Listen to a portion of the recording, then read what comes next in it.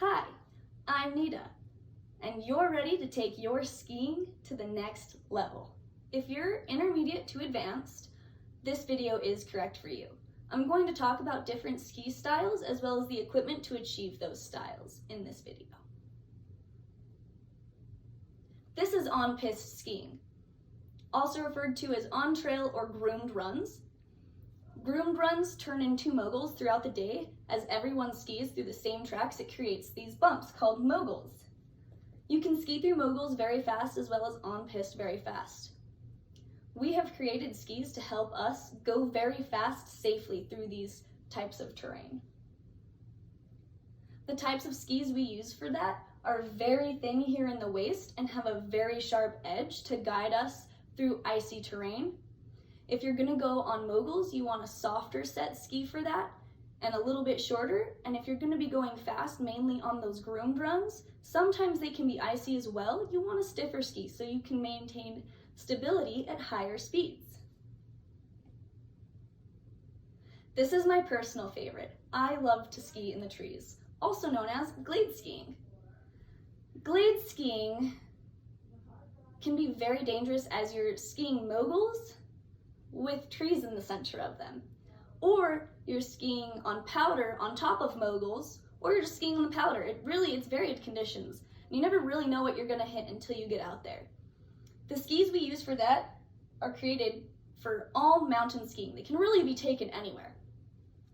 All mountain skis have a mid-width range. The ones prior to this were thin. These ones are that mid-range. They're not gonna be too wide and they're not gonna be too thin.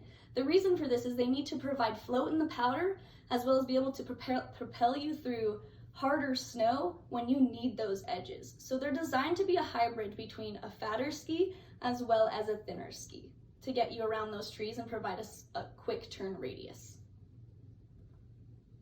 Now I'm going to talk about Big Mountain. This one I partake in as well. Big Mountain is fast and it's got long turns. The skis are designed to be a lot wider as well. This terrain is done in wide open areas through bowls and chutes and often involve cliffs. If you're not ready for this, make sure you take a buddy who knows what they're doing. So if there is a cliff, they can navigate you around it and give you helpful tips. As I said before, these skis are much wider. They're wider in the tip, tail, and the waist. This is to provide additional float as well as crush crud, which is a large ice rock, or even sometimes real rocks. You want to stomp on those to break them down. That's why we use a wider ski in these conditions. Park skiing is something I'm less familiar with.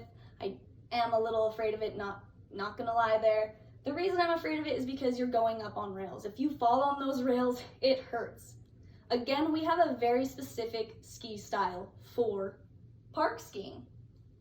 Park skis are very soft.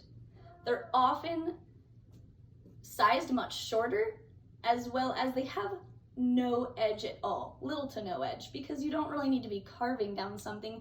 You need to be ready to jump on that rail and you don't want to have that edge to grab you.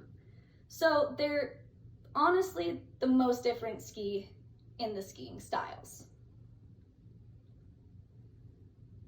Freestyle. This is the hybrid of all skiing styles. It involves park, it involves big air, it involves Big Mountain, it involves all styles. And the reason for this is because you're trying to take every category and perform well in every category. This is often seen in the Olympics, done on-piste terrain with large ramps made for big air, as well as rails and berms to show off your skiing style and tricks. The skis in this style vary considerably because everybody is very different in this ski style. There's also many different conditions that it's performed in. Others will do it in Big Mountain, some will do it on piste. It just depends on the situation. So you have to match the ski to your situation and conditions.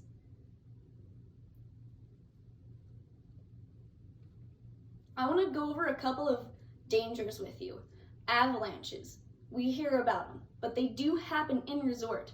Resorts do their best to mitigate them. However, if you go through a gate that is marked as dangerous terrain or advanced to more advanced, then you want to have a probe, a shovel, and a beacon.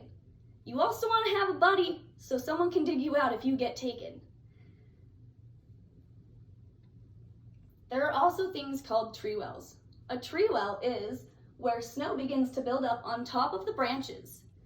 There is a pit that is created. This skier coming down is going to hit and impact that tree to actually fall into itself, where they will be buried. It's important that you have a buddy who can find you using your beacon, probe you out, and then shovel you out. If you don't have that buddy, you're on your own, and it's very, very difficult to dig yourself out of this situation. Here are a couple of examples of people freaking out because they've been buried alive. That is all I have for you today. I've gone over types of skiing, types of equipment, and a few dangers to be aware of. I hope this video helps you take your skiing adventure to the next level, and I'll see you next time.